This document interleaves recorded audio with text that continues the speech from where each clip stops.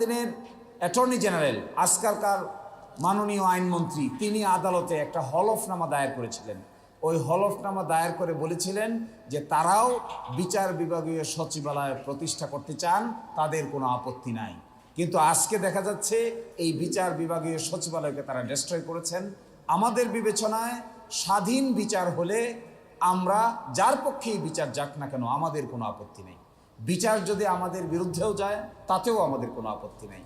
সঠিক বিচারের মাধ্যমে, ন্যায় বিচারের মাধ্যমে আমাদেরকেও যদি আদালতের আসামি হিসেবে দাঁড়াতে হয় আমাদের কোনো আপত্তি নাই। কিন্তু বিচারকদের স্বাধীনভাবে কাজ করতে না দিলে একটি সভ্য সমাজ গড়ে উঠতে পারে না।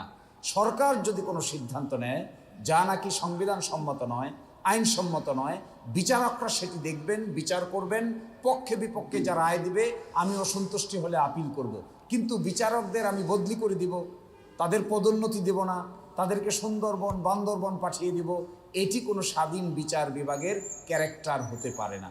বাংলাদেশ জামায়াত ইসলামী সর্বদাই স্বাধীন বিচার বিভাগের পক্ষে এবং স্বাধীনতার সহিত বিচারকরা এই বিচারকার পরিচালনা করবেন, তাতে আমাদের কোনো আপত্তি নাই।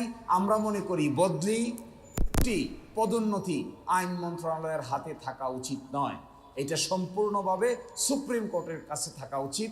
এই বিধান যদি ভায়োলেট করা হয় তাহলে অধস্তন বিচার বিভাগ তার স্বাধীনভাবে কাজ করতে পারবে না। রাতে ৩টার সময় কিংবা বিকালে কিংবা সন্ধ্যার সময় আদালত বসিয়ে যাকে ইচ্ছা তাকে সাজা দেওয়ার যদি অভিপ্রায় থাকে তবেই আইন মন্ত্রণালয় এটা নিয়ন্ত্রণ করতে চাইবে। আর যদি এই অভিপ্রায় কারো না থাকে তাহলে সুপ্রিম কোর্ট বিচারকদের নিয়ন্ত্রণ করবে।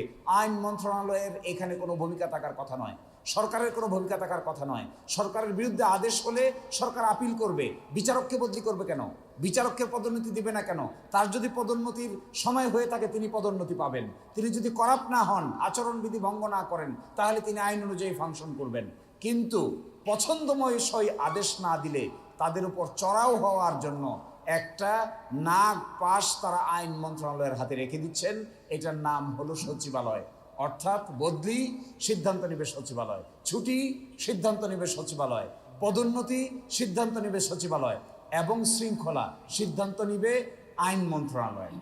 এই আইন মন্ত্রণালয়ের করায়ত্ত থেকে স্বাধীন বিচার বিভাগের সচিবালয় প্রতিষ্ঠা করে প্রধানমন্ত্রীর নেতৃত্বে বিশেষ কমিটির আলোকে এই সিদ্ধান্তগুলো নেওয়ার বিধান করা হয়েছিল।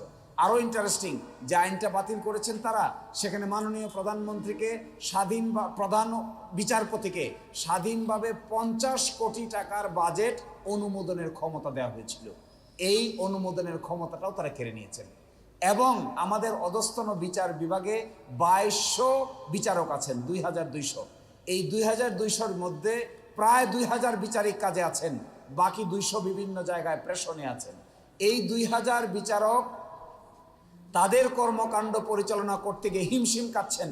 পৃথিবীর ইতিহাসে মনে হয় বাংলাদেশে একমাত্র দেশ হবে যেখানে প্রতি 78,000 মানুষের জন্য একজন ম্যাজিস্ট্রেট, একজন বিচারক নিহিত আছে।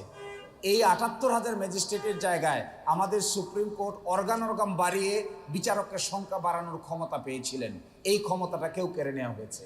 অর্থাৎ এই ক্ষমতা এখন আইন মন্ত্রণালয় ইচ্ছা করলে নিয়োগ দিবে, ইচ্ছা করলে সংখ্যা বাড়াবে, ইচ্ছা করলে সংখ্যা কমাবে।